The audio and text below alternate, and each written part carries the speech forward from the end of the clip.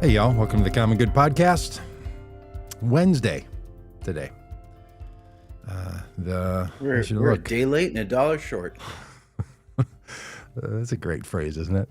The 3rd of December. I'm doing this on Wednesday. Normally, the podcast for us comes out on Tuesdays, but sometimes life just gets in the way. And Rob, yesterday, it was actually a funeral that got in the way for my schedule. But as they say, funerals are for the living, not for the dead. Doug, how do you... Life got in the way. I got to listen, I want everyone to have whatever they would like to commemorate the end of their life and their passing. Okay. If my family and friends throw a celebration of life for me, we definitely are running a celebration of life, knowing that is something, something you didn't want. I want a funeral. I want heavy hearts. I want a wake. I want you people to be sad that I am gone. I want tears. I don't want this rah-rah, like, oh, everything's wonderful, he's dead kind of thing. You don't want he's happier now than he ever has been, that he's in the arms of Jesus. You want friends, family. I don't know how we're going to get along when we leave this room. Yeah. Yes. Okay. Well, I want a funeral. Mourn me. I'm older than you, but I think I'll outlive you, so I will take that burden. I will take that burden and share it with friends and family. Rob wants us to be, just like in life, Rob wants us to be sad. Yeah, exactly. My family's clear on these wishes of mine. Okay. All right. Yeah. And when your family is clear on your wishes and desires, how often does that translate into the actual behavior you're seeking? Rarely. Yeah. Like, oh, you want to do that? We're going to do the opposite. Yeah. I mean, you want to go to that restaurant? No, we're going to go here. This is the great lesson of adulthood. There's a myth you live in for a while where you think, if I were more clear about what I want or what I'm doing, if I could, communication is the key.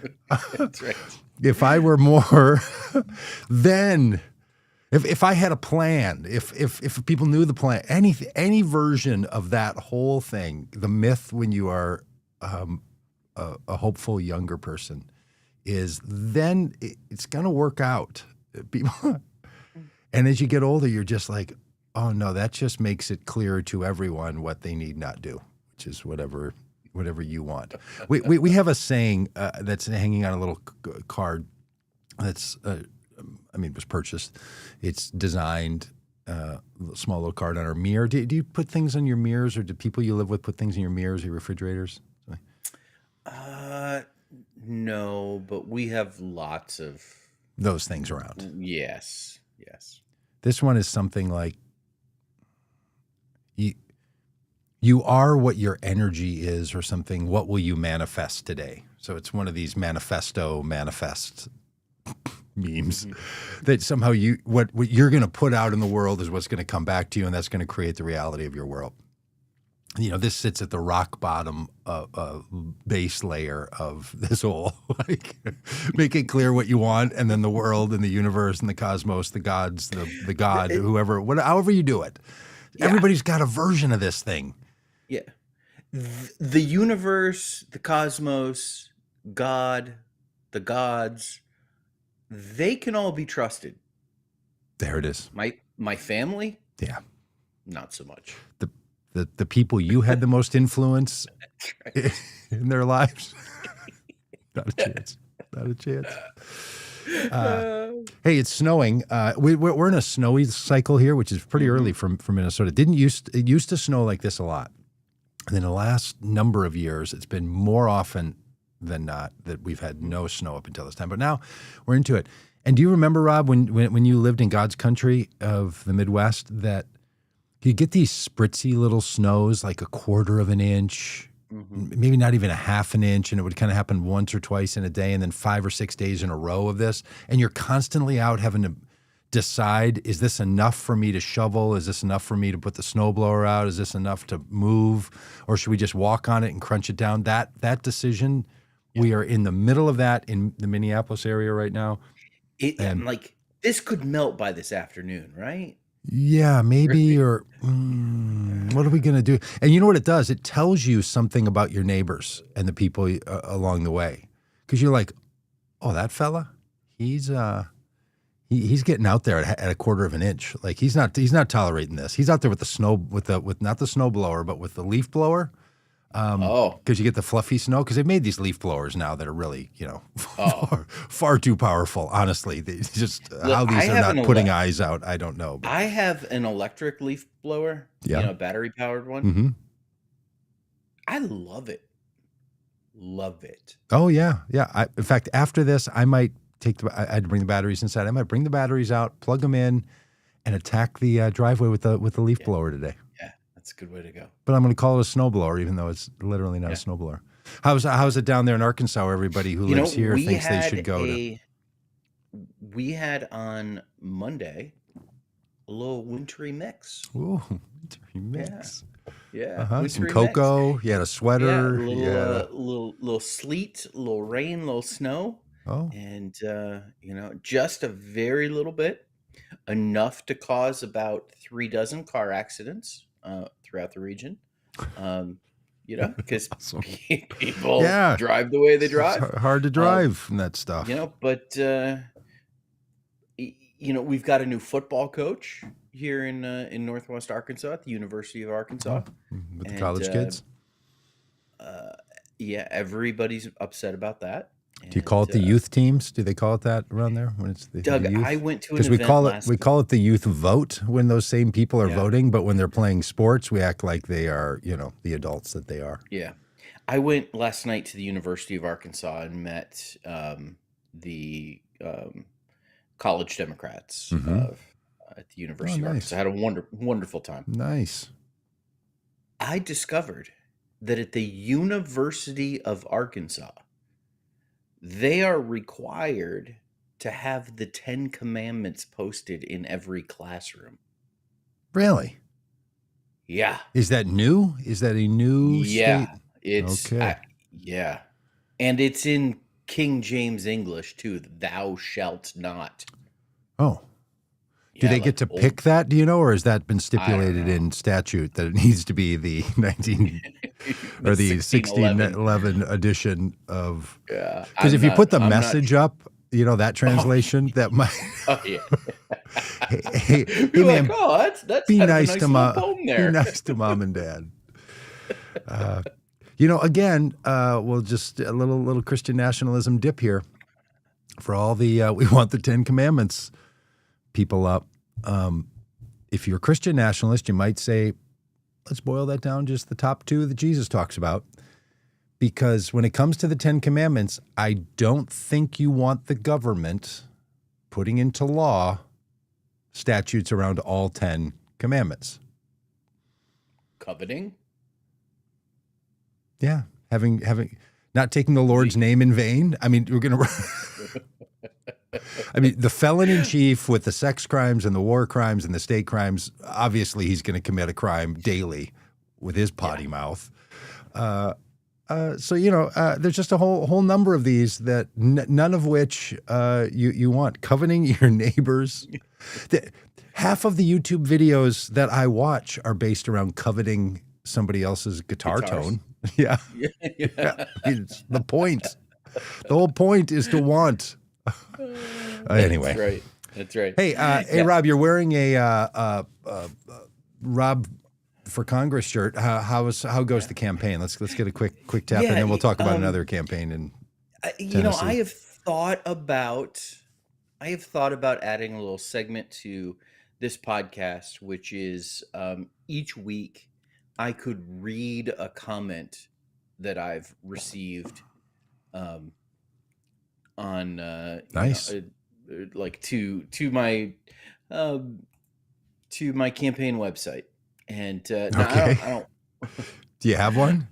Yeah, are you just making promises of the future? No, we can do this. It's Okay, do you want to take a minute and find it? It is it's a really crazy thing that out there. Okay, I'm going to just say that Peggy asked the question in the chat on YouTube. Is it Tuesday? Yeah, Peggy, it's Tuesday. Is there some reason you would think it's not Tuesday? No, Peggy, as we said at the start, we had to skip yesterday and do it on a Wednesday, hump day, because there was I had a funeral to go to, and the time, the funeral was at 11. My wife and I, Shelly, you've met her, you know what I'm talking about. She mistakenly believed it was 10 because she was told that by someone else. So we got to a funeral an hour ahead of time. Oh, boy. What do you do when you're at a funeral an hour ahead? It's at a church. Oh, no. We went home and did chores for 15 minutes and then drove back. How far away was it? To 15 minutes and then 15 minutes and then 15 minutes at home. You and then went all the way home. Yeah, and then we were nearly late to get back. Of course. Just classic. Okay, here we go. Yes. Here is a message received on the robforcongress.com website. Here we go. You ready? Yes, please. Fatty Arbuckle. From Hillbilly Land, talking silly shit about affordability and the future of freedom. Another moon-faced sack of shit we wouldn't let judge a farting contest, let alone be a U.S. congressman.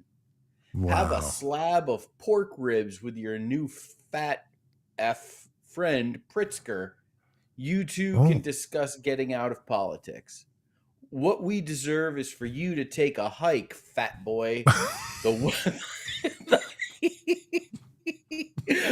woke income redistribution bullshit you are blathering is embarrassing.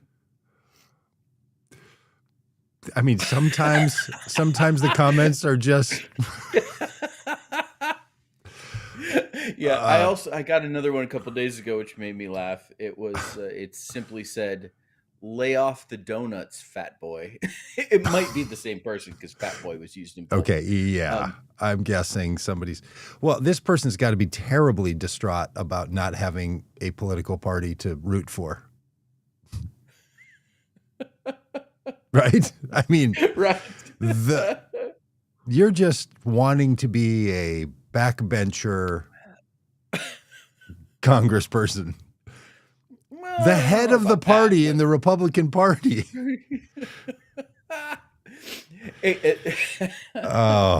Listen, I'm not the only Fatty Arbuckle who's talking about affordability. Fatty Arbuckle. I mean, that is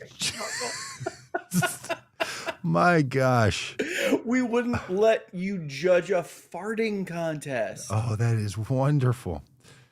So, I mean, just if you can at all get a flow going with this person, this is precious. We should have this person on the, because here's what I love about on the podcast. Just let him body shame me for an hour. You're going to choose if that's shame or not, my friend. Look, Vanessa's comment to all of this is, if you lose weight because some stranger on the internet insulted you, instead of your loving wife encouraging you to be more healthy, I'm going to kill you. Your funeral will be a 4-day party. She's going to say, we're going to do it during Mardi Gras and it's going to be a blowout. Look, what I love about comments, I know people say don't read the comments. Okay, I don't know. Don't read the comments. Here's what I love about them, and I endeavor into them. Someone took time to watch you on the internet or on their television. I mean, I really hope they were watching you live on the news, in their lazy boy or on their couch or sitting on their little exercise ball, and they were like, well, you know what I'm going to do? And they whip open the laptop and they sit down and they start just typing it up, and they're just like, you know, we are, we are. Oh, Oh, see, you now I just screwed up said my. you were just typing it up. You messed up the Somehow I, camera view. somehow I hit, somehow I hit all the camera view messery. I don't even know how to get. I don't know how to get back.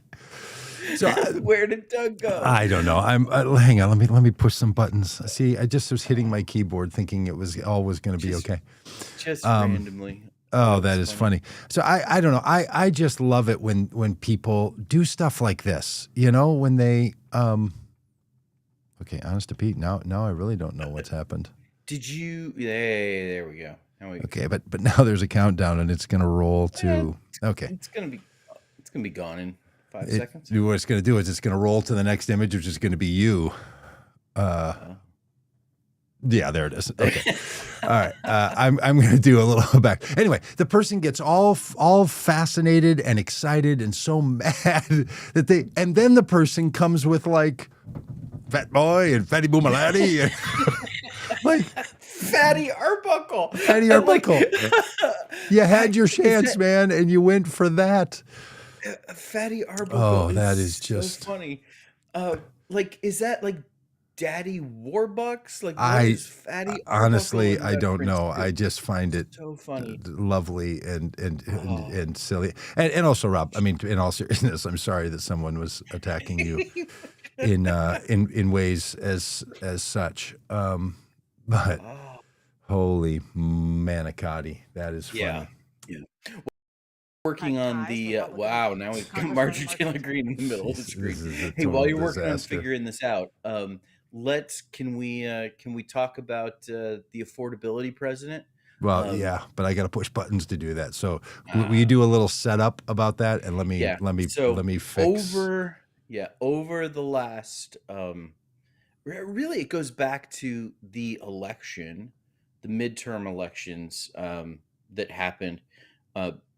Well, the midterms, the off year elections that happened when a message of how expensive things are in New York City resonated with voters, leading to Mamdani's election as mayor of New York. In New Jersey, a similar message resonated with voters, leading to Democratic win, governor of New Jersey. Same thing happening in Virginia, and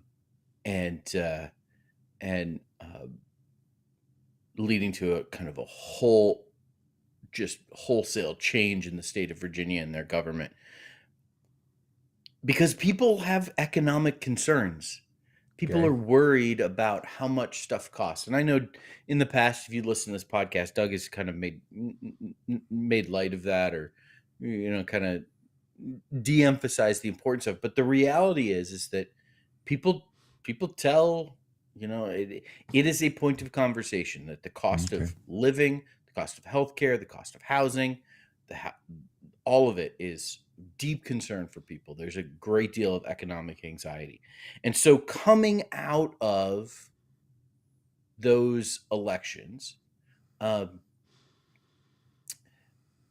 president of the United States met with a group of Republican senators, and essentially he had two messages. One was, we've got to end the shutdown, because this was in the midst of the shutdown and Republicans are being blamed for it. And the other was, we've got to recapture affordability as the issue. And he used the word affordability. I think he said affordability is the word. Affordability. And he talked about affordability like he invented the word, like he invented the phrase peace through strength. And so it seemed like, okay, this was going to be a recapturing of the campaign message of the price of eggs, the price of gas, the price. Okay. Affordability is going to be the message, and we're going to do everything we can.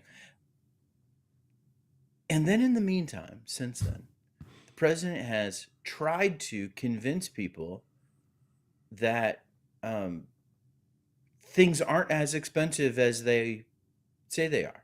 And he tried to say that the cost of Thanksgiving dinner was less this year. So all all of this stuff, like, Yeah. and then he posted on Truth Social a couple of days ago. I think 5 days ago, he posted on Truth Social, and Doug, you want to show us what he said? Yeah. But I will say this: Mike Stavlin just put in. Someone give Doug a training on a keyboard that's unplugged. Now there's no sound.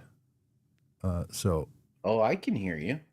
yeah, we can. But I wonder if there's something not going out into the world of the internet.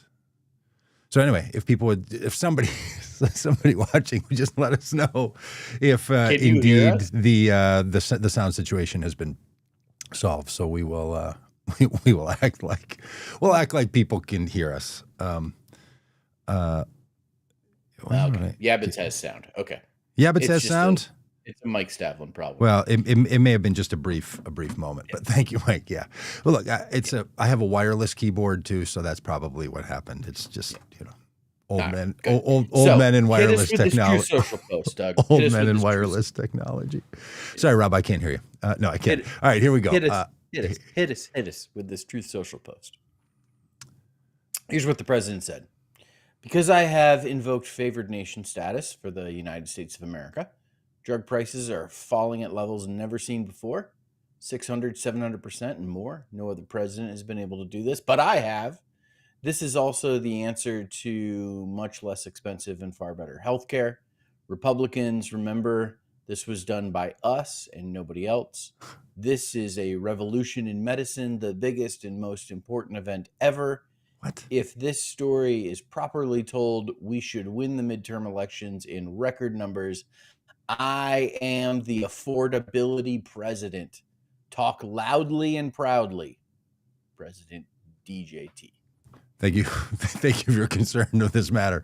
What? Okay, and when was this? This was the 29th. 11/29, 5 days ago. Donald Trump says, I am the affordability pastor. Okay, 11/20. Sorry, I'm just confirming in all the places that we are live because this is precious. Shall I roll the video, Rob? This is yesterday. Go. Anything comes down, but the word affordability is a Democrat scam. They say it and then they go on to the next subject, and everyone thinks, oh, they had lower prices. No, they had the worst inflation in the history of our country. The word affordability is a Democrat scam. This guy. The level to which he will continue the same old lounge routine. It's a Democrat scam. Everything against him is a Democrat scam. Is really concerning that he has shifted from that being a political operative stance into he really believes that affordability is a wokey word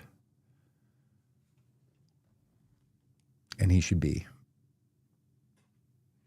free from it. So, yeah, I think there's two realities happening here. One is, I remember when George W. Bush was elected president. Oh. Some would say appointed president. And in the truncated transition period that happened, there was all this conversation about how George W. Bush and Dick Cheney were, quote unquote, talking down the economy. Oh, yeah. Do you remember this? Yes, remember this? very much. Yeah, There yeah, was yeah. this conversation about how they were warning against inflation. They were warning against a variety of things that were happening in the economy at the time. And Democrats who had campaigned on Bill Clinton presiding over, the strongest economy in 50 years or whatever they used to talk about. And there was all this like, oh, George W. Bush and Dick Cheney are talking down the economy. I feel like Donald Trump is like talking up the economy. You know, like he's trying to convince us that the economy is better than it actually is. Okay. He's trying to say like, hey, you look at your bank statements, you look at your receipt from the grocery store, you look at your healthcare bill that came from the hospital, you look at your electricity bill. It's lying to you. It's lying to you. It's not that bad. It's fine. It's good. In fact, it's better than it's ever been. In fact, maybe your kids are going to get $5 for this Christmas, but it's going to be okay. Remember, this is the same guy that just months ago was like, hey, $5 is going to be enough for your kids. Or was it $1? I can't remember. It was how many dolls he was ripping away from $5 children. in the past, but this year they'll get $1. They'll get $1. Was this a few months ago? When did that happen? It was like somewhere between January and now. He's only been in office since like January a couple months ago. Oh my goodness. No, that was just now. That was the same. Look, chances are Donald Trump hasn't dental flossed since he said that. It's that recent. I mean, this guy. But look, this same thing that Biden did, it's actually the same thing that Obama did. It's actually the same thing as you bring up that Bush did. Presidents continually want to use the bully pulpit to tell the American people that the economy is not what they are experiencing, or we can't do anything about it. Like all of this. But what Donald Trump's ridiculous stance is, look, if I was coaching the man, I would say this. Joe Biden drove this country into the ground for 4 years like a pile driver. We are bringing it back. It's going to take a minute. But we're so much better now than we were before. That's what you say. You don't say, I'm the affordability guy, everything's fine, because the only way you get to everything is fine is that everything was fine 12 months ago. So you say, it's going to take a while. You know what you know what shouldn't have happened? They shouldn't have broken the beautiful streak we were on. Right? This kind of thing. Like there was a bad interruption. We've got it straightened out again. They drove us into the ditch. We're back out of the ditch. We're back on the road. It's going to take us a while to shake. You know, like this is what you do. This is what you say. You don't sit there and tell people the economy is going great. Yeah. And at the same time, He's just a fool. This affordability thing is so funny because he is at once claiming affordability, claiming affordability as his thing. I am the affordability president. That is like he was the infrastructure president. I am the affordability president. And at the same time then saying affordability is a scam. So he's trying to claim it for himself as a political tool and take it away from his opponents. Yes. It's so ridiculous. It's so ridiculous. And look, inflation was extremely high coming out of COVID, where the U.S. Congress authorized the United States Treasury to pump $1 trillion into the economy straight in to people's bank accounts.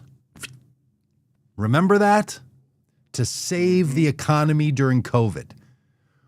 When you put a bunch of money into the economy, people have more money to spend. And when you have more money to spend and less goods to buy because there was slowdown in production, costs go up. You know why costs go up? You know why grocery costs go up? Because the grocery industry had public meetings during COVID where they said, it is time to make a generational adjustment to the price of groceries. They have been artificially low. We need to raise them. And they did. That's why costs went up. And they're never coming back down. if prices across an economy come back down, I don't remember. What's the word for that when prices come down across an economy? We call that something. Oh, deflation. That's right. We call it deflation of prices. Do you know what's the only thing worse than inflation? Deflation. So this is a reality that no politician has owned up to. Commentators have, podcasters have, some economists have said the world had to make responses to COVID when we shut the economies of the world down for months and then a couple more times in fits and starts. And the way we solved that was to pump a bunch of money into the economy. It causes inflation. Prices went up, and they're not going to come back down. Now, there's some indicators that are going to bob around. Friggin' gas and electricity, who knows? I mean, that thing is just, it's a daily traded, hourly traded commodity. It's going to ping pong around all over the place. But 1990 in the state of Minnesota was the first time gas went from 99 cents to $1. It's $2.97 up the street. It's just stayed with inflation. It's not an indicator. It's all over the place. Yeah. What we all need to recognize is the president, no matter who she is, doesn't control inflation. Do you know who controls inflation? Spending of federal dollars into the economy controls inflation. That's it. At some point, a president's going to come along and literally pass the buck over to Congress and say, economic pressures are going to be real. What a president can do is say, we're going to do everything we can to help the American people. And frankly, it's not very much from an administration. We're SOL when it comes to inflation and any president. So look, and the more we keep going down this road, and every presidential campaign is going to come and say, we're going to lower your prices, like they're not running for president, they're running to be the salesperson at the President's Day mattress sale. We're going to cut your prices and slash them. Rob, you've been in sales. Mm-hmm. I've owned businesses that have to make money. Do you know what's terrible news when you own a business? Someone saying, we're going to cut prices across the board. I mean, there are whole companies who are on this verge from last Friday's Black Friday, where they're supposed to sell enough between that day and the end of the year to take their company out of the red and into the black. That's why it's called Black Friday, of course. So people freaking out that the only way they're moving they're moving product is to reduce the price of things. And now they're just having to sell a bunch of things at a lower price instead of less things at a higher price. It's a terrible business model for people, especially in small businesses. So we have to figure out how to have conversations about affordability in politics that are more honest. And I don't know. I mean, you're running for Congress, and people are going to say to you, yeah, we believe you can do something about the price I pay at the grocery store. Mm-hmm. And when Republicans say that, you say, do you want us to take over the means of production and become a communist socialist? Should we do that? They're going to say no. I think, well, then what? Yeah. What? I think there's a couple of things that absolutely need to be included in this conversation. The U.S. economy is tremendously complicated, and there's not just one factor at play here. I think, Doug, you're absolutely right that the influx of spending, the influx of new money during COVID absolutely impacted prices, impacted inflation, absolutely. Combined with that is the cost of gas, oil, which spiked during COVID, having a significant impact on the supply chain, a part of that. I think more recently, you look at the impact of the tariffs that the president has. It's not so much the tariffs as much as the threat of tariffs, and how that has raised prices on imports. Yes. And then you've got you mentioned corporations coming together and saying, hey, we've got to raise grocery prices because they've been artificially low. What we have seen is there have been corporations that have used these various crises as an opportunity to raise prices. And at the same time that prices are up for consumers, profits are also up significantly for many major corporations. Yeah. And so you begin to ask the question of, like, is this a question of corporations using a crisis as an opportunity to increase prices? And we get into a whole conversation about corporate greed. So I think there's a number of factors at play. The influence a president can have is, you're absolutely right, minimal in some ways, but also positive in other ways. This president in particular has not done anything to make things easier or better. His tariffs, Yes, for sure, and his threats of tariffs have had a negative impact. And this is a president that is not the kind of president who's going to say to heads of corporations, hey, maybe record-setting profits right now isn't the thing we should be after, and use the bully pulpit of the presidency to encourage corporations to do what is in the best interest of the American people and the economy, rather than just themselves. So, a president could, push for common good capitalism and talk about ethics and what's fair. Yes.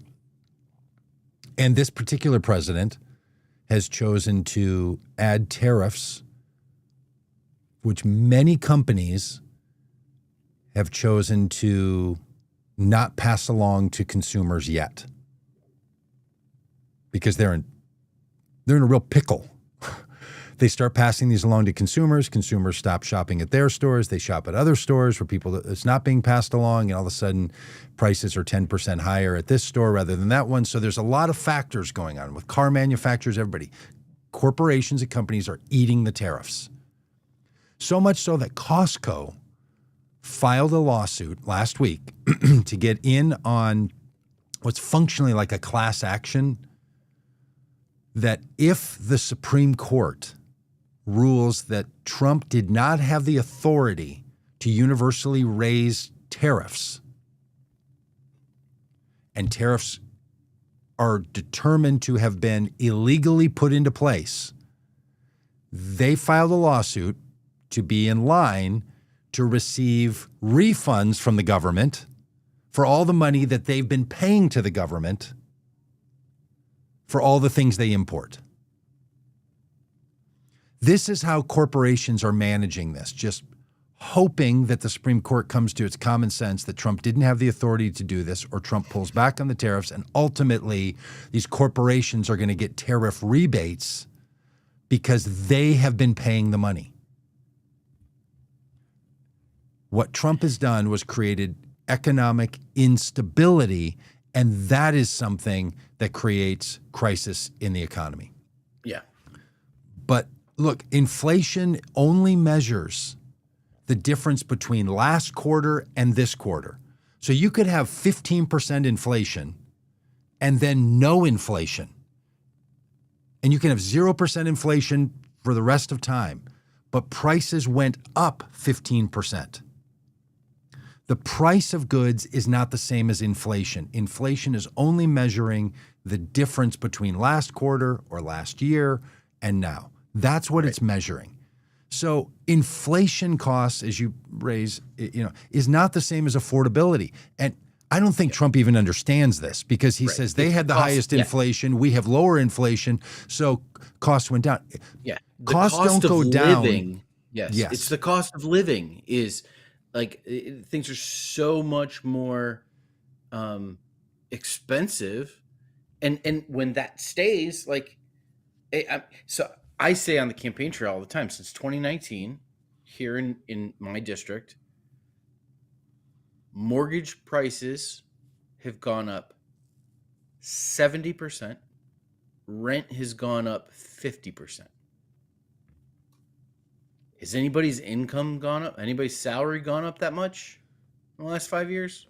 Like, Well, that one guy got a promotion. He's like, one guy's like, yeah, I'm doing all right. I moved from middle management up into the C-suite. So, when all of these things, from healthcare to housing to energy costs to grocery costs, when all of them rise at the same time, as has happened, and it's like, I think you're right, like, is this a new level set of, yes, like, is this the new normal? Like, that's the thing. People are like, there's no margin for saving. There's no margin for an emergency. I was talking with somebody yesterday who works in legal defense, and he was telling me that, oftentimes people, someone gets arrested and bail gets set at $300, and he gets calls that, like, they don't have it. They can't afford it. Like, they can't pay the $300. Like, most Americans are living at a point where a $500 emergency is going to have significant impact on that family. And what has happened is that all of these factors together have made it so difficult for American families to keep their head above water. And the president is saying, like, that thing that you're looking at, it's not really a thing. Right. Well, he's back and forth, right? On Truth Social, he says one thing, and then live in a interaction, he says it's a Democrat hoax because somehow, someone convinced him that, hey, we're not going to win on the affordability thing. You've got to get off that. Like, and look, this guy there is no one around him anymore helping him craft a message.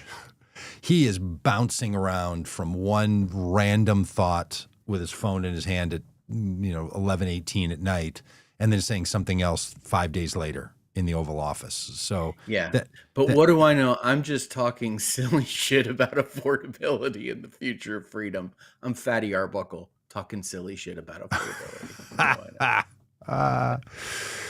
Yeah, and look,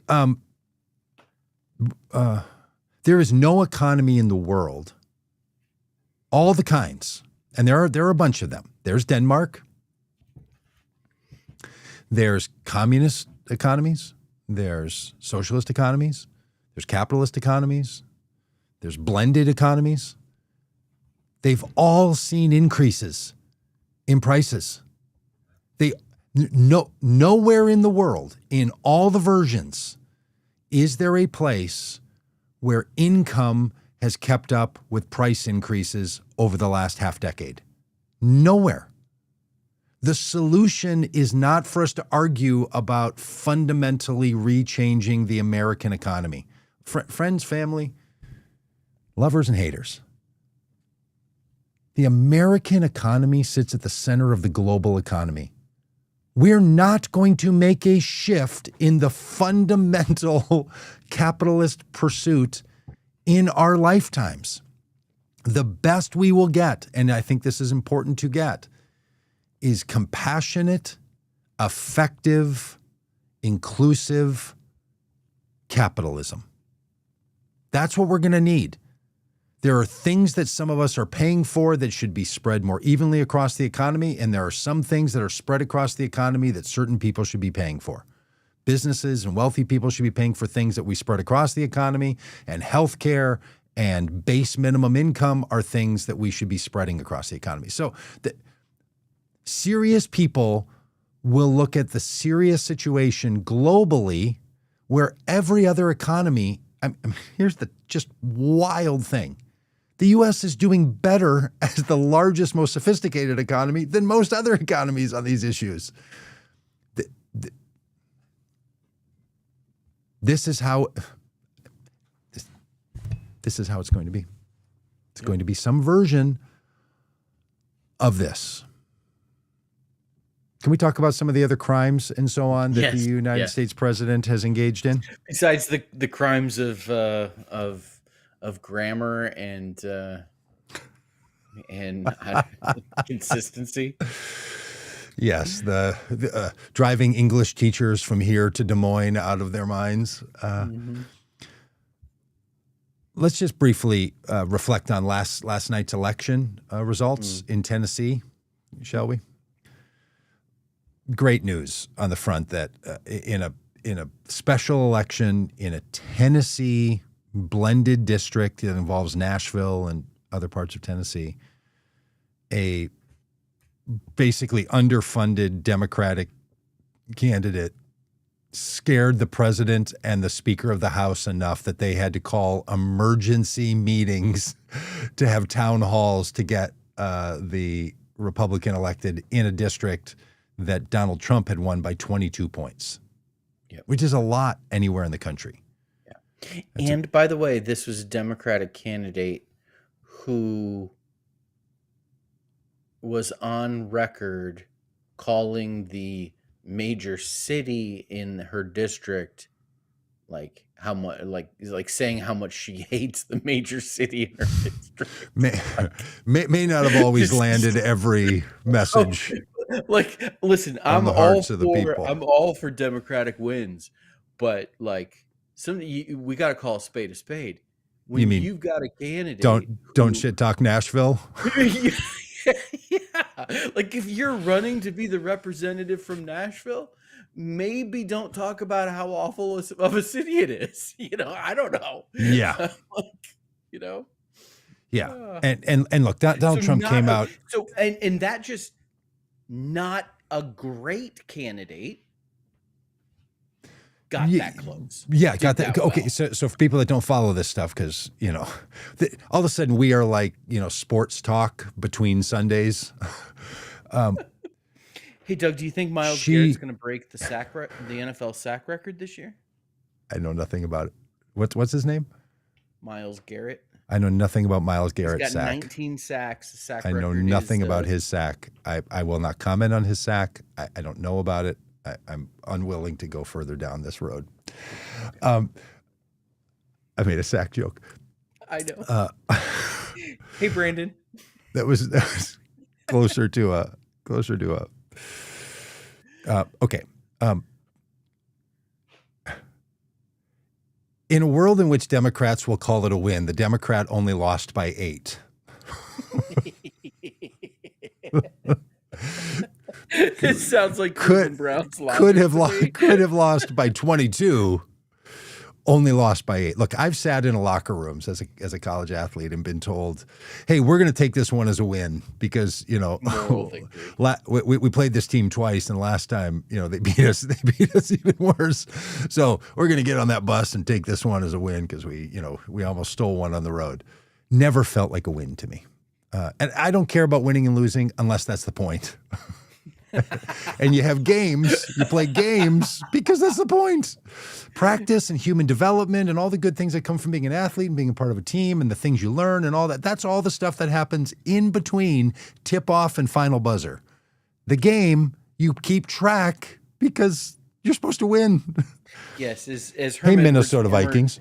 As Herm Edwards, former coach of the New York Jets, once said famously in a press conference, he said, "You play to win the game." The game.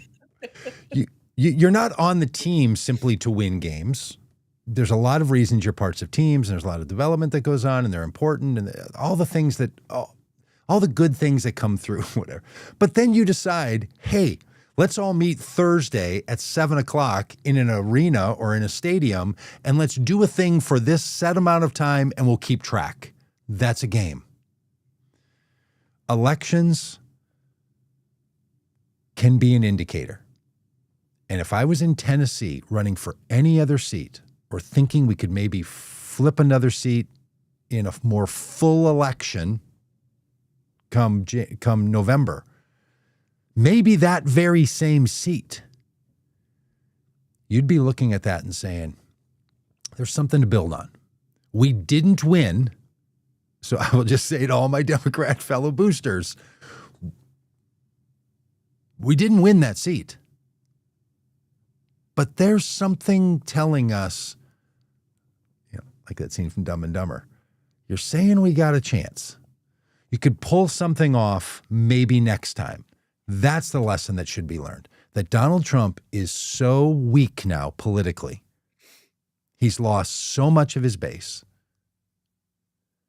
that they had to truly have Donald Trump call in on a speakerphone in a town hall meeting to put the presidential weight behind a special election because they were concerned that the polls could be inaccurate, because polling in special elections is just, it's voodoo.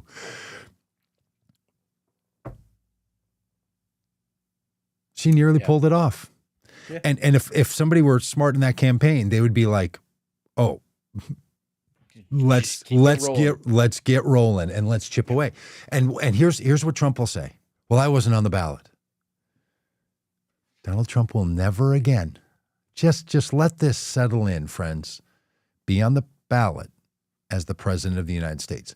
Might he be on the ballot as a vice presidential candidate with his son atop the ticket, which I have laughed at your suggestions, Rob, for years, that Donald Trump Jr. But in the Republican fever dream world, he's like the number one polling candidate among straw poll people.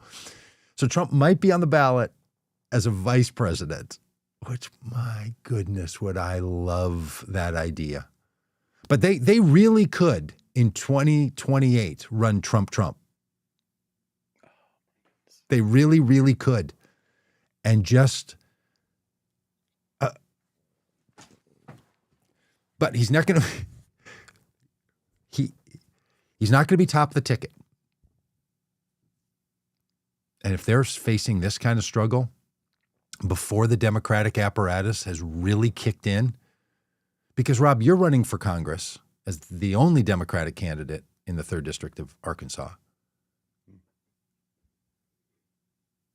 This special election probably had less overall structural support than your campaign currently has. Until the last week. And you don't win or lose elections in the last week. Yeah. Unless they come down to 512 votes in Florida with some hanging chads. Then maybe the last week it would be a case. So anyway, big win for somebody. Moral victory. Yeah, well, yeah. I mean, an indicator that Trump is so toxic. And presidents, parties don't lose power after their election because the other party gains more voters. They lose,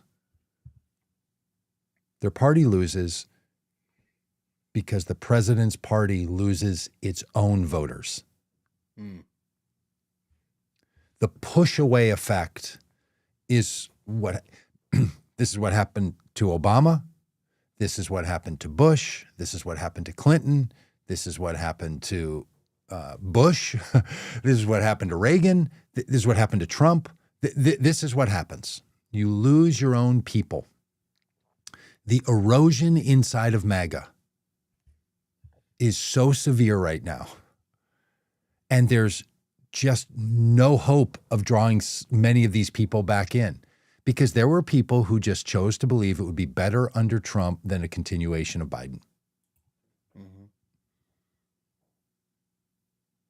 Those people don't believe that anymore. The people who are movable. I'm not movable, Rob. You're not movable. Maybe lots of people watching this. Maybe some of our family and friends aren't movable, but there are enough people who are that this 4 million person swing across national elections is enough to make a difference. And some of these races, there were a bunch of Republicans that are like, I'm not voting for these clowns. And then they'll start naming the reasons. Is it the sex crimes that were committed in the Jeffrey Epstein files?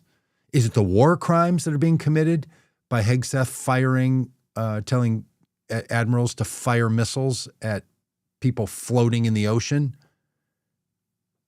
Is it state crimes of Trump bribing people across the board? I mean, no one should be surprised that the convicted felon is continued to run a criminal family conspiracy out of the White House.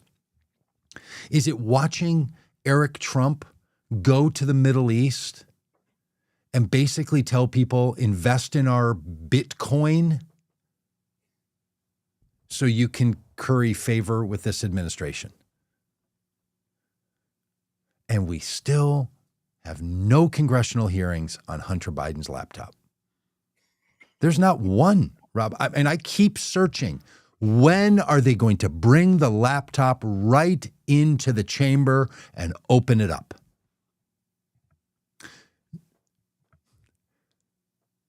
For all we're going to prosecute James Comey, we're going to prosecute Letitia James. I thought Joe Biden took a $10 million bribe from China.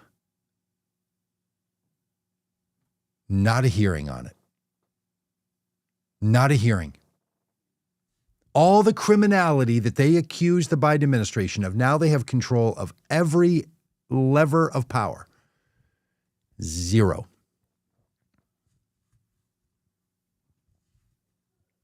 Utterly perplexed, Rob, as to why.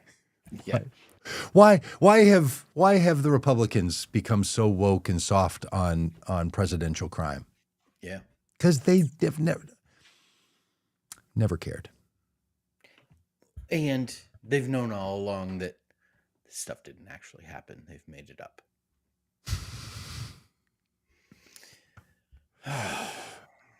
It's truly amazing. Hey, should we talk about Donald Trump falling asleep? Just real quick.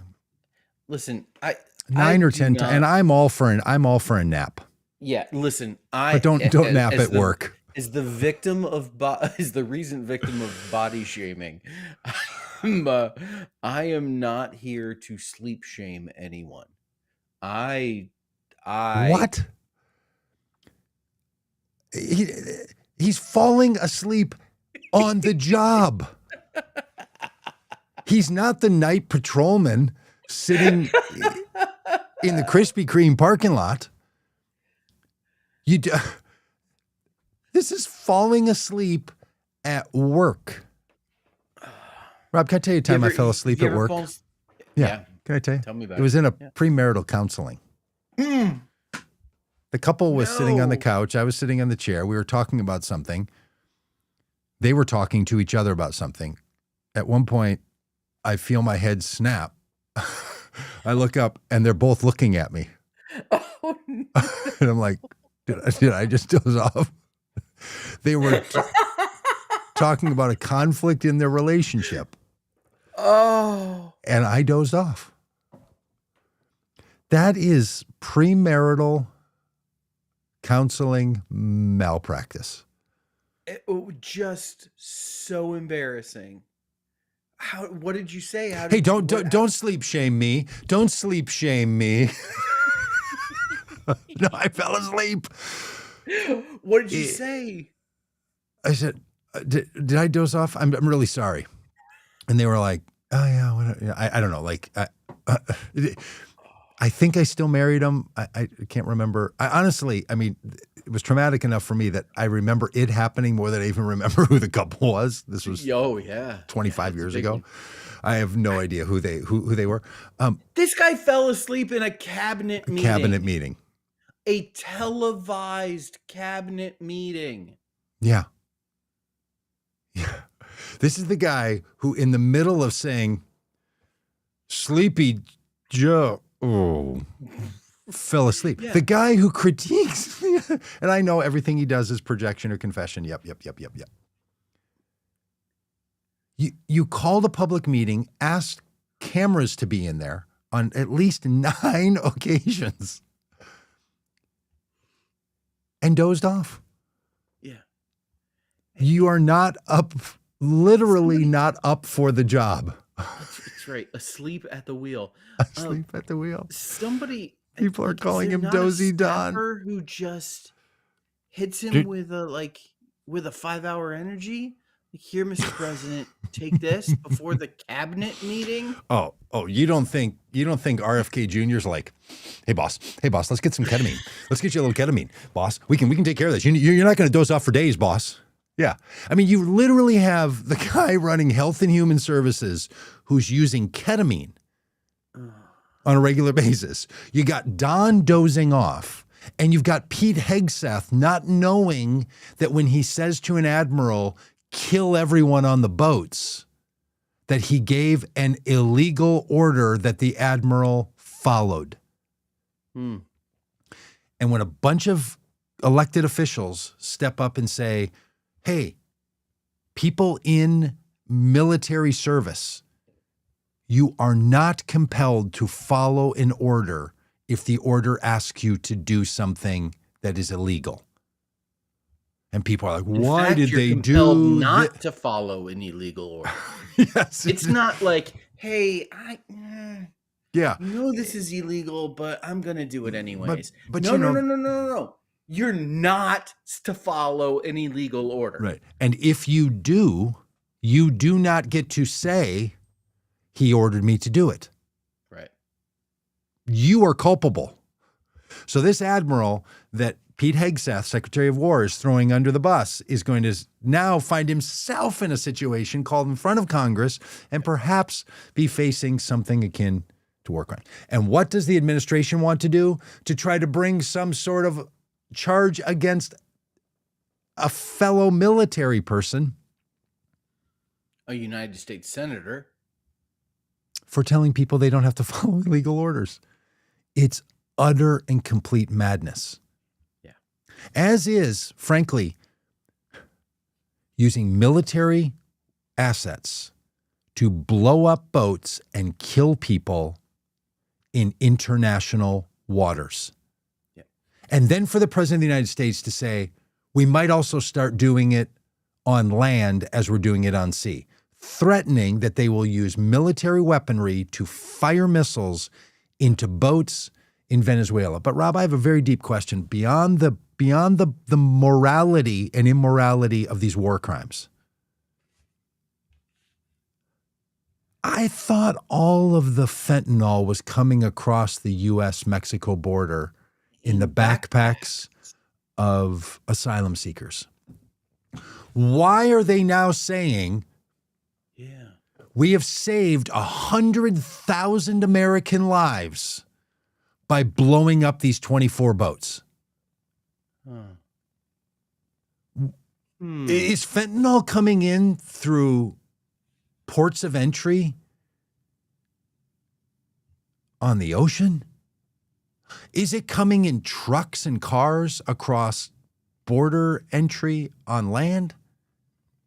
Then why are we cutting off immigrants walking across the border? If you have saved now 100,000 lives that were lost last year to fentanyl, you've saved them by getting rid of these boats. How does that fit with you saying we have to shut down immigration at our borders to stop fentanyl? Or tariffs to stop fentanyl? Yeah. If you're going to now claim that you've saved 100,000 lives, which the President of the United States, Dozy Don, did just the other day, saved 100,000 lives by getting rid of these boats. That's all the deaths caused by fentanyl last year. Save those for the next year. All the fentanyl was on the boats?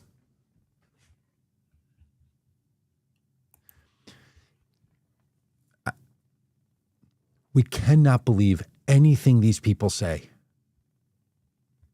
Yeah. It's just the level of utter foolishness that life and death, war crimes, and drug interdiction is put in the hands of these jokers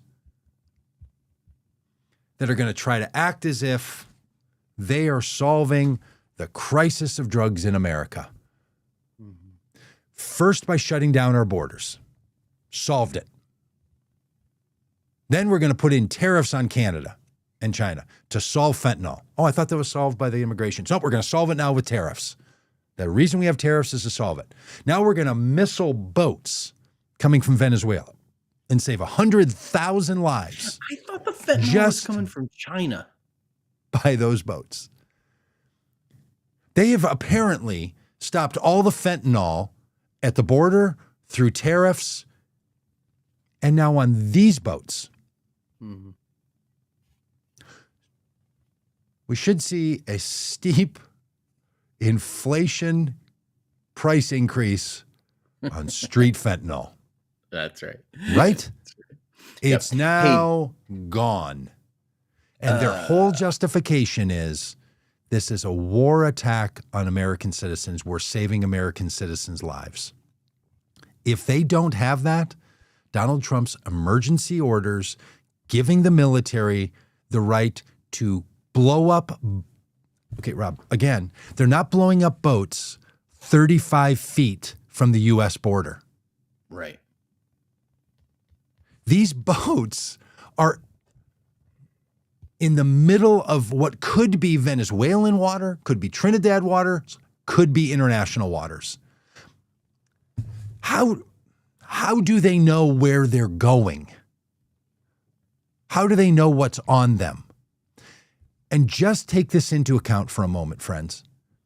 If this administration says we can just blow up boats and then missile people floating in the water because we've determined that they want to bring fentanyl into the United States, and we don't know what's in the boats, we can't prove what's in the boats, we believe what's in the boats. Not even in the United States purview. Imagine what they're going to be willing to say if they start to say immigrants are bringing fentanyl across our border. Yep. Why can they kill those people with the full force of the U.S. military and not do it to anybody else that they just decide they want to claim is a threat to U.S. citizens by bringing fentanyl into the United States? Where one pinhead drop, Donald Trump said, will kill people. Like it's anthrax. Yep. Making it a terrorist attack rationale for blowing up boats. Congress is on this. Republicans are on it. Democrats are on it. And look, if Pete Hegseth makes it through, April as the Secretary of War, as soon as a new Congress is sworn in, unlike Hunter Biden's laptop, there's going to be a few congressional hearings about crimes committed by this reckless, stupid Fox commentator Secretary of War. Yeah. We've got some breaking news, Doug. Okay. Donald Trump has issued a pardon. He has pardoned Texas Congressman Henry Cuellar, who he and his wife have been indicted for bribery and money laundering. And the president has given them a full and unconditional pardon. Henry Cuellar is a Democratic congressman in South Texas who is supportive of the president's border policy. He's also a pro-life Democrat, known for his opposition to abortion rights. And the president has pardoned him, claiming that he had been a target of the Biden administration because he'd been a thorn in their side. So here's my take, Doug.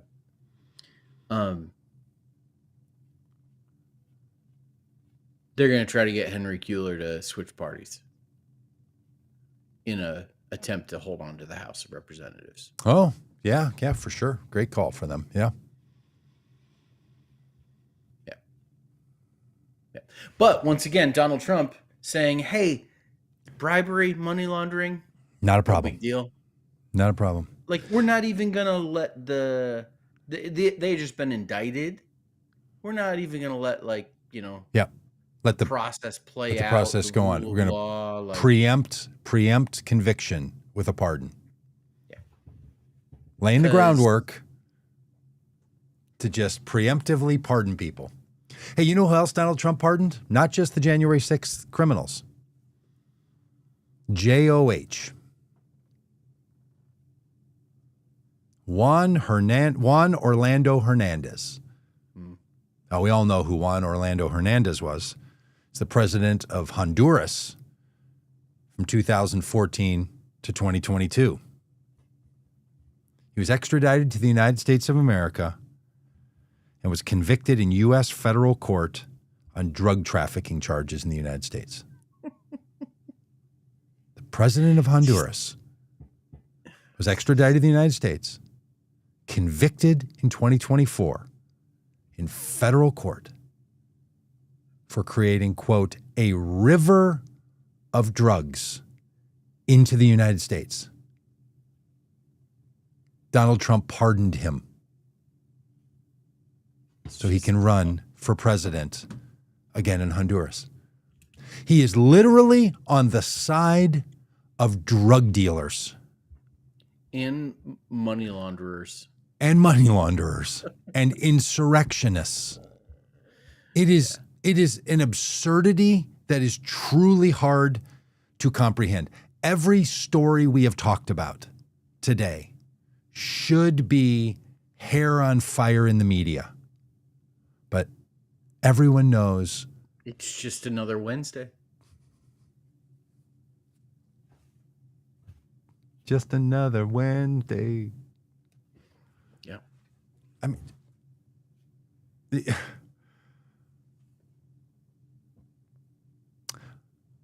I know that the political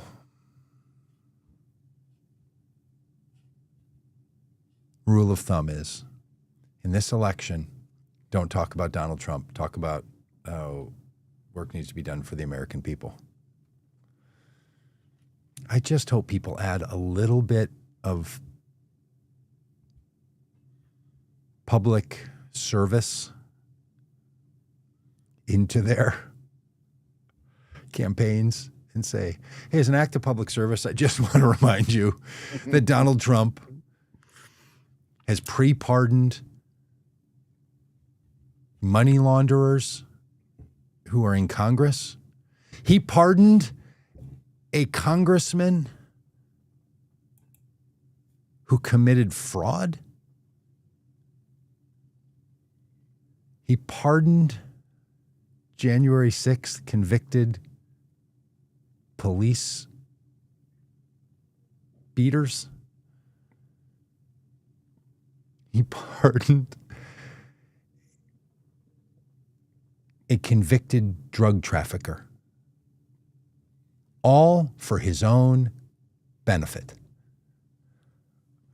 I just hope, like, he's mismanaged, he's dozed off, he's done all this stuff, like the whole thing. And to say to good people, aren't you glad you're not going to have to explain this guy in 1,143 days anymore? Unless he's your vice president. Unless he's your vice president. Oh. The Abbott's line, we're living through a mass psychosis. Yeah, we haven't even talked about Ghislaine Maxwell. I mean, get Ghislaine out of that. It's just one insanity after the other. Donald Trump's polls are so low, and you say, how low are they? They're so low that the last time they were this low in this situation, start of a second term of a president, first year of the second term of a president, Richard Nixon, who months later had to resign from Congress. Richard Nixon, who previous to his polling plunging, had won his re-election in a landslide, in an actual landslide, as opposed to Donald Trump's re-election, and within months, not a landslide, was resigning from office. Yeah, because of Watergate. It's going to take a cluster of events for this to happen to Trump, and he will never resign. Right. Let's be clear.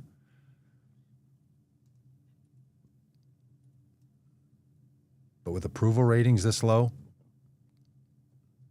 my fear is that he's going to be impeached again by Democrats in 2027, 2028. And that's going to cause his poll numbers to bounce back up. Because, and I say it's a fear, because his criminality will be shown to have risen to the level of high crimes and misdemeanors. Mm-hmm. Again, for the third time. Because we already know in full public display what he's doing. Mm-hmm. They're just going to have no choice but to be like, honest to Pete, we've got to impeach this guy again. And the Senate won't convict, and the American people will be like, it's a political... because Doug, they have to. They just... Doug, I got to tell you, when I'm there, I'll co-sponsor the articles of impeachment. You got to take a page from Tammy and start writing those up now. I would touch my keyboard right now to make keyboard sounds, but I'm afraid I'll break the internet. Right. Oh, it's honestly, it's just, look, friends, we are not the crazy ones. This is madness. Mm-hmm. And you might wonder why we talk about Trump so much around here. It's because we have Trump derangement syndrome. It's because, well, I'll speak for me. You can speak for your own self. It's because I actually believe that the presidency plays a unique role inside American democracy. Our situation in the United States, how we've set up our government, is not like a parliamentary system. It's set up as the only system in which we have 3 equal branches of government, and one of those branches has a chief executive. And we have a situation in which it's unclear in our current situation whether the executive branch has more power than the other branches that are equal. Equal, but not equal in power. The presidency matters in American democracy. This is why I believe we just have to, as public service, to talk about the presidency differently than we do every other part of our American political system. Because we've infused it with this unique, incredible person of power. It really matters. Might it impact how people are going to vote for people not in that branch of government? Yes, but is it also just a good public service that we should care? That the presidency is worth saving in a democracy that is built around a system in which has a uniquely strong executive branch led by an individual who we put this power in. Yeah. Doug, can we end with a little humor? Could you grab the video I just texted you, and can we watch this together? I don't know. We do a little segment of of Doug hasn't seen this video, and now we're gonna Okay. watch it together to get his live reaction. Okay, Which here we we go. need a better name for that segment. Thought we had named it once, but Doug hasn't seen this video, but we're gonna watch it together to get his live reaction. Video. Is one of my favorite segments that we do on the show, where I send Doug a video that he hasn't seen, and we watch it together and get his live reaction. Yeah, and let me And this video comes figure out how from I yesterday's cabinet meeting. I think the president is awake in this video. You can see around the table there's people like Marco Rubio and RFK Jr. And I don't think you can see her in the picture, but Linda McMahon is there. Wow. Is Linda McMahon still in the administration? Yeah, she's a Secretary of Education. Okay. Yeah. Oh. And this is Kristi Noem talking to the president. She is Department of Homeland Security. So, yes, which includes FEMA and much of our like responses to natural disasters. And this video is Kristi Noem giving her report to the president on what has happened since their last cabinet meeting. And in this video, she's going to express gratitude to the president of the United States. All right. Well, just hang on a minute. When I had to solve the previous problem, I had to shut off a bunch of things, and I have to get one special window back. And I've somehow... And getting the windows open in Ecamm, it's a lot. Some of it, like they hide the ability to. Well, especially when you start hiding stuff like I did here. All right, so hang on, let me. Okay, we're getting close here. We're gonna show. Yeah. Okay, I think I can go. I think I can go into preview mode.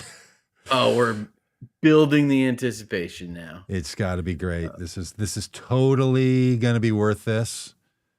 I hope so. Me too, my friend. Me too. And it will probably send us into another half-hour excursion. Okay, I'm going to put us in the middle of the table. People can't see this, what's happening right now, but you and I are going to somehow, in our small little bubbles, going to be in the middle of this table. Okay. Which, if the camera angle changes, I don't know what to do about it. This isn't very long. It's about 15 seconds. Here we go. You were immediately there helping them and telling them they have the resources to get back up on their feet. Was that it? Oh, I hit it from the beginning again.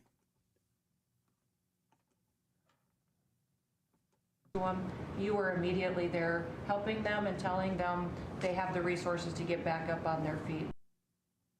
That might not be what you were hoping. No. Doug, give us your reaction to this video. I don't think that's what you were hoping for. Oh, shoot. Last time I said that was my honeymoon night. This is supposed to be okay. Is there another one? Saying to Trump, you made it through the hurricane season without a hurricane. You kept the hurricanes away. We appreciate that. Oh. Well, I didn't edit that video. Oh. That's very strange. Alex says Trump does manage to stay awake while people are showering him with praises. Yeah. Okay, can we just talk about how weird it is that the Trump cabinet meetings that they bring cameras in for and act like it's some big deal that he's answering questions is also riddled with people going around saying nice things about him? This video, and it's I've got the closed captioning on. I can see it here. This video that maybe you need to send it to apparently that we messed up with somehow. Is Kristi Noem telling Trump that we made it through the hurricane season without a hurricane. Can you try to send it again? He kept the hurricanes away. Well, yeah. Okay.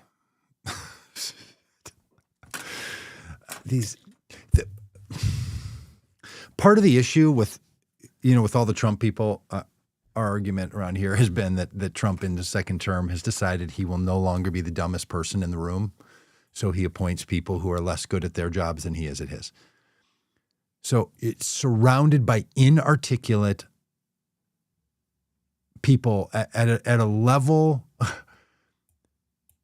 that is hard to grasp, because they will often sound, they're using words in sentences as if it makes sense, but the words themselves don't make sense. All right, we're going to work hard for this, aren't we? We're going right at it, baby. You sent it again. We're going to give it a try. All right. I'm going to push some magic buttons. You all can't see those magic buttons effects yet.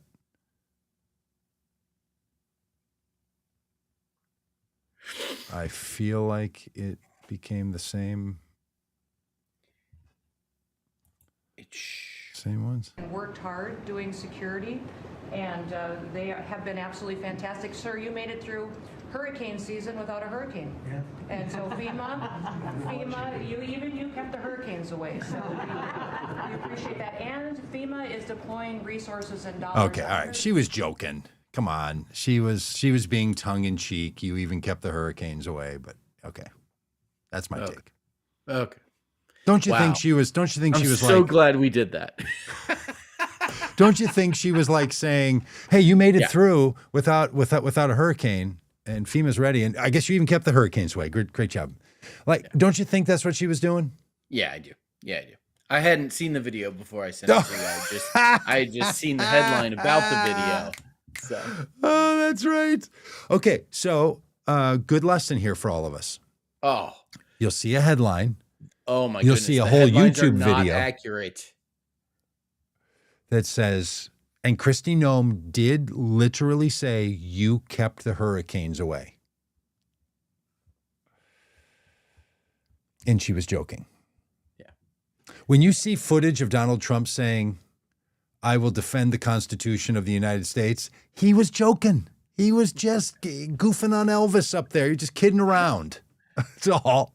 Yes, he technically said it, but come on, wokies, can't you understand a sense of humor? Donald Trump was just kidding when he said, I will defend the Constitution against enemies, foreign and domestic. Of course, that's not even his. That's not even the presidential oath, is it? The presidential oath is different, right? Yeah. Is that right? Yes. Anyway, he says something like that. But whatever it was, he was just kidding. Yeah. That's the point. Just a kidding. Have you noticed, Doug, in the comments that everybody, like, they're not showing up as their names; they're showing up as their handles? Have you seen this? This is a new thing. Well, but isn't that just the YouTube? Because that's how they're logged in? Well, they used to show it, like, instead of saying, at Alex O'Brien. Oh, we just say Alex? It would say Alex O'Brien. Huh. Or instead of at Yabbits, it would just say Yabbits. But then Monica here is coming through, maybe because that's coming through from Facebook. From Facebook, yeah. Yeah. And Barbara Ashley. Yeah. Little different thing there. Maybe YouTube has changed, like, don't show your chosen name, show your login, your handle, because that makes things more safe.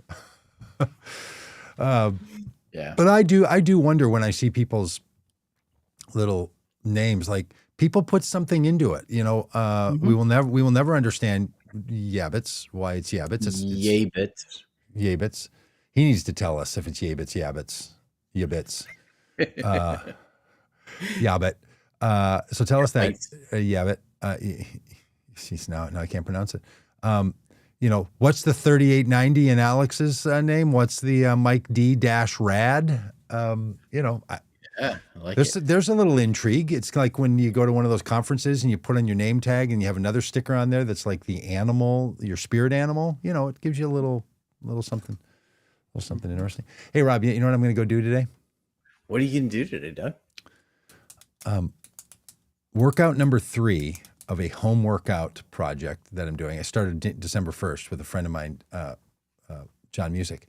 former of course. podcast Yeah. partner, and last week background chimer inner, and Yeah. we're going to do a couple of months and do a whole home workout thing. We got this app. We're using this thing called Better Me, and it's got a great workouts on it where you don't have any equipment. You just do it at home on a mat. Use your own body weight. So I did like, I don't know, like core and butt and legs or glutes, I guess. I don't say butt, glutes and stuff. And then yesterday was arms. After the first workout, which was like less than a half an hour and 4 minutes of that was warm up and cool down. Mm-hmm. I could barely walk yesterday. Barely walk. I can barely get out of a seated chair today. My legs and glutes hurt so much, and I'm like, I have done a lot of athletic and active things in my life, and somehow I've grown into such stagnancy that a home workout at the like moderately low level in the app has put me in the place that I'm wincing with pain. Like thinking about getting up right now, I will not be able to stand up out of this chair without going, ugh. I know it hurts, and my stomach, like so I have to go do another one of those workouts today, and I'm just thinking of it like, oh my gosh, how do I get out of this? It's gonna hurt so much.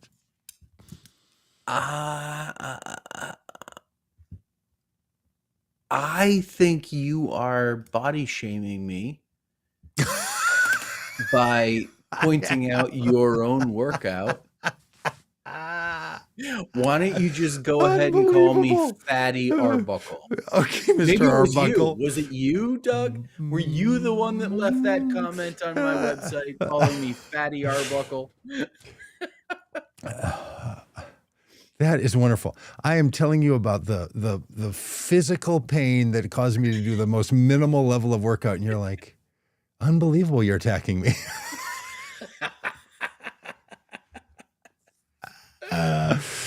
No, but look, if you want to join, you can go to Better Me, app or whatever. It's red with me in the middle, and start the workouts. They're you don't have to have anything. You just the problem with home workouts where you use your body weight is that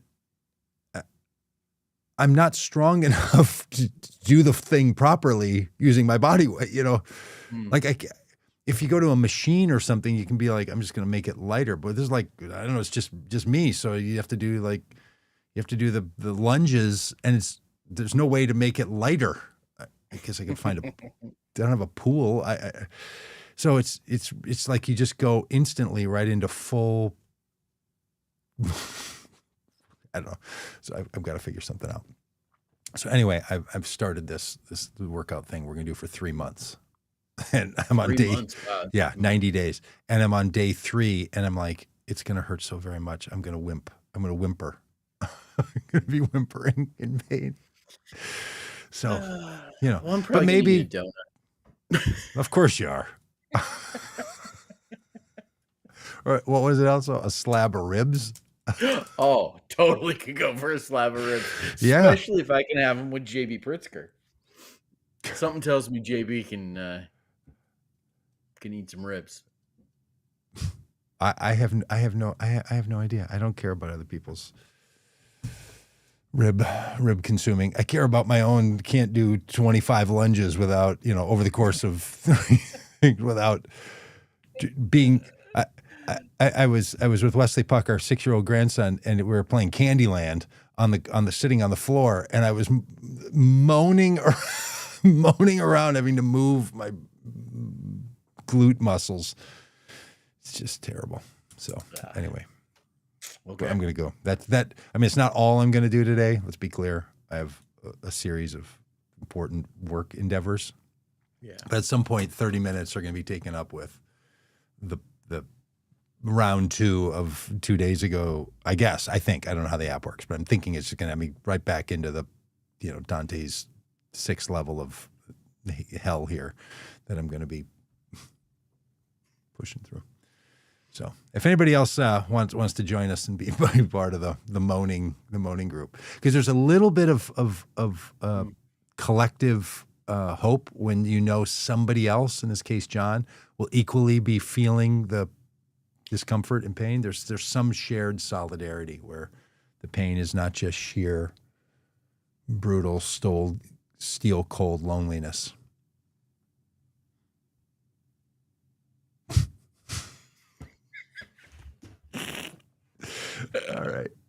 All right. Yeah, are you done? Are you gonna do it in jeans and shirtless like RFK Jr.? God, I should totally do that and take videos. I should take videos of me doing it. I bought a pair of these jeans that you'll sometimes see on the internet called the Perfect Jeans. Oh, yeah. TPJs. Have you seen those? I've seen the ads. After I bought mine, which I like a lot, but they're stretchy pants, but they're full jeans. Okay, I'm not gonna justify my jeans. One of the problems, though, because they're stretchy, is that they can also they fit a little snug, and they start to kind of work down if your hips can't hold jeans up very well. So I'm pulling them up a lot, even though they're snug. It's funny, but I saw their ad, where they had recruited one of the guys who was a runner in what's called Western States. It's a 100-mile run through the Rocky Mountains, and he ran it in the Perfect Jeans. They're like, these things are so comfortable. This guy ran 100 miles in 18 hours or whatever it was, or 15 hours, 16 hours. Like he's a full on. Did that resonate with you as an advertising tactic?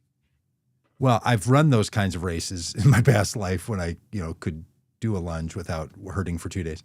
So I found that very interesting, and it was like, wow, that's a great kind of marketing pitch. But he did it. The finishing video, he's shirtless with just the jeans on and the running shoes. So when you say, "Am I going to do it?" I might do it and then send them. I'll have my physique in these jeans, shirtless. When RFK Jr. works out, trying to do lunges. The jeans always look very starchy. Oh yeah, they look like stiff jeans. Yeah. I think I think he doesn't use the Perfect Jeans. He uses TKJ. I think the ketamine jeans. I think that's what he does. Or he just does ketamine. I can't remember. Okay. He does ketamine. We know he does that. He's admitted to that, and so have his lovers. But I think those are his jeans. I think he does ketamine jeans. Apparently Peggy is reminding us that now Donald Trump tells us we can again say Merry Christmas, because they're back to that thing again. That your barista at your local coffee shop wouldn't name the holidays the way you want, so by God, the Democrats need to go. That argument. Can't say Merry Christmas. Okay, you done now? No, Alex says she's glad she got to meet with us. Yes, we did a pop in at Alex's place. So, by the way, if anybody else watches this and wants us to pop in, glad to. Please let us know. But lock your cupboards if Rob's coming over, apparently, because he will go all Fatty Arbuckle on you. Ravage. Did you comment back? Does your website allow you to comment back or respond to a comment? It's sent in a message that gets emailed to me. Oh. Well, if you commented there, could you... If I went and commented there, could I? Do you think? No, it's not like running comments. This is on the form that. So other people don't see it. No. So that comment that you chose to read at the beginning is only known by anyone else that I have shared it with, because we've talked about it. That's wonderful. Do you think he knew that? Do you think the guy thought he was talking to the world when he got on there? I think it's pretty clear that it's a mess. It's not a message board. It's not a forum. It's not a contact us form. People know how websites work, right? Oh. We've rambled on for almost 2 hours now, Doug. Well, okay.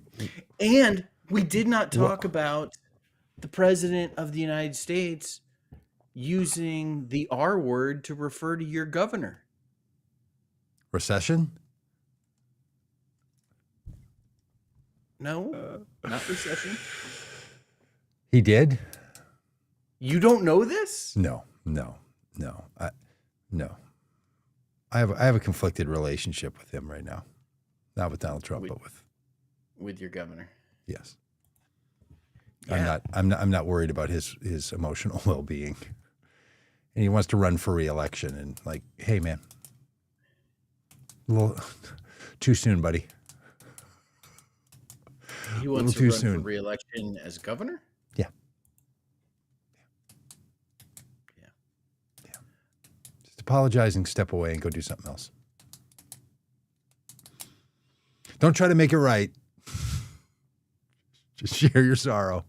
Step away and go do something else.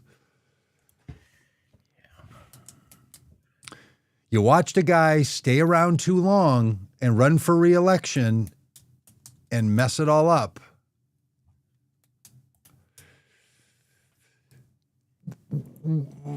When Jesus says go and do likewise, he didn't mean that. Yeah, Doug, you did not see this. I'm about to read you the President of the United States Thanksgiving Day message. Okay, hang on. I can't believe we're Alex, still going. Alex, look at Alex's comment on the screen. Alex. Here we go. This is the President of the United States. Go ahead, Figgy. Here we go. No. Now I have to put this one up again, this video? Or are you going to read it? I'm going to read it. A very happy Thanksgiving salutation to all of our great American citizens and patriots who have been so nice in allowing our country to be divided, disrupted, carved up, murdered, beaten, mugged, and laughed at, along with certain other foolish countries throughout the world for being politically correct and just plain stupid when it comes to immigration. The official United States foreign population stands at 53 million people, census, most of which are on welfare from failed nations or from prisons, mental institutions, gangs, or drug cartels. They and their children are supported through massive payments from patriotic American citizens who, because of their beautiful hearts, do not want to openly complain or cause trouble in any way, shape, or form. They put up with what has happened to our country, but it's eating them alive to do so. A migrant earning $30,000 with a green card will get roughly $50,000 in yearly benefits for their family. The real migrant population is much higher. This refugee burden is the leading cause of social dysfunction in America, something that did not exist after World War II, failed schools, high crime, urban decay, overcrowded hospitals, housing shortages, and large deficits, etc. As an example, hundreds of thousands of refugees from, this is the president's Thanksgiving Day message, hundreds of thousands of refugees from Somalia are completely taking over the once great state of Minnesota. Somalian gangs are roving the streets looking for prey as our wonderful people stay locked in their apartments and houses, hoping against hope that they will be left alone. The seriously R word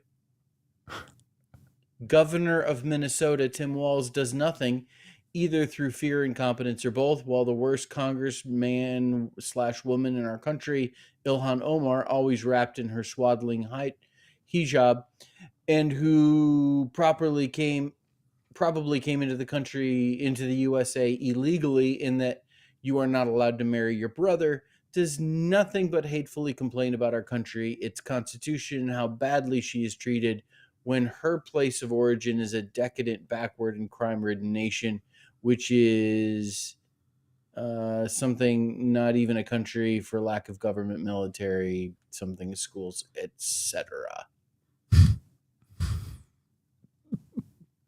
The President of the United States Thanksgiving Day message accusing a congresswoman of marrying her brother and calling the governor of a state the R word.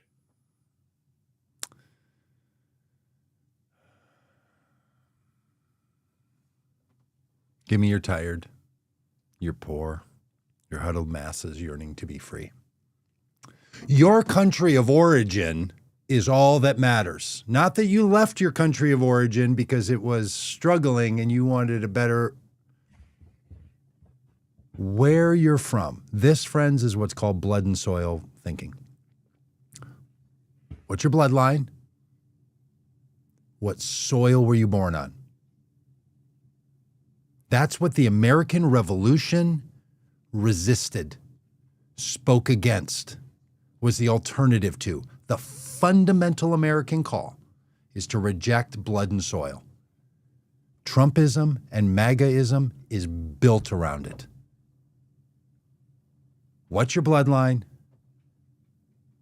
Where are you from? Not where are you, not who are you, not the collective of people who make America their home. That's not the story for these people. It's the most un-American political movement of our lifetimes. Perhaps in American history.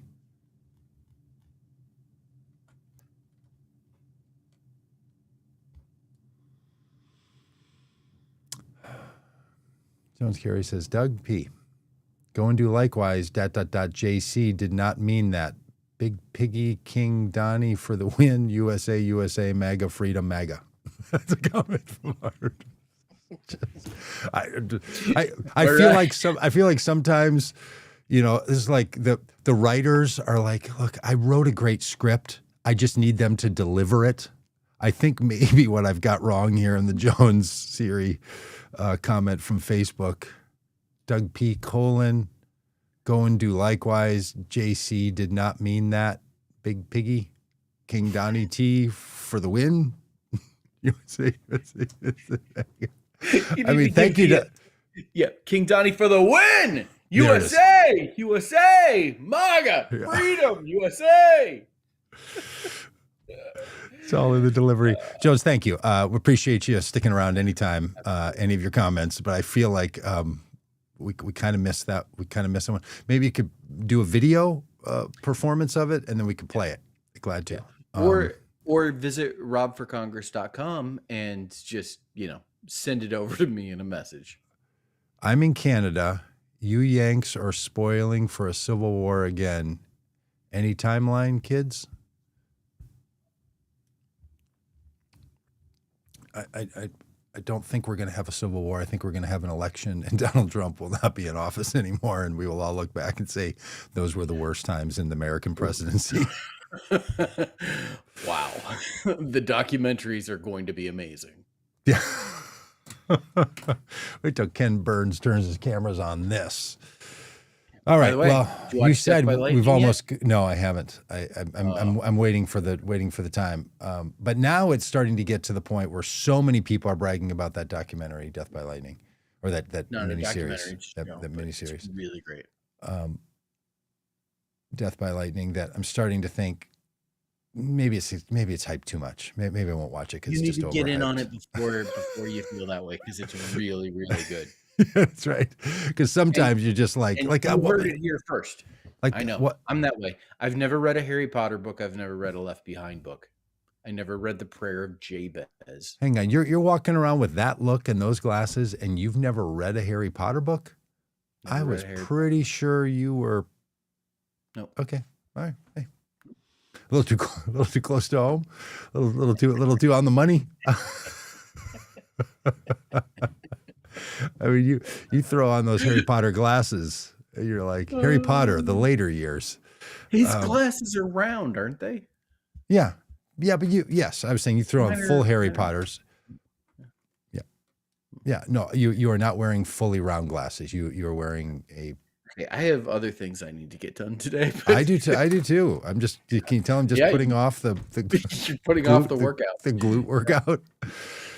All right, we're at an hour 49 minutes. This is starting to approach, full podcast length.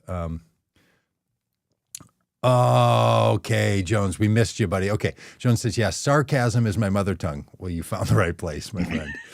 English as a second language. Thanks for reading my, I think, caustic comments. Okay, so now I don't know if you're goofing with us, but anyway. Hey, Jones, so happy to have you around. Yeah, Trump for the win. Anytime our president can pardon a drug dealer while he bombs, missile attacks boats of drug dealers, you just got to say, go America. America for the win. Hey, vote common good, everybody. I'll see you. I got to go to a meeting right now. Starts in 1 minute. No time to screw around, Rob. Bye.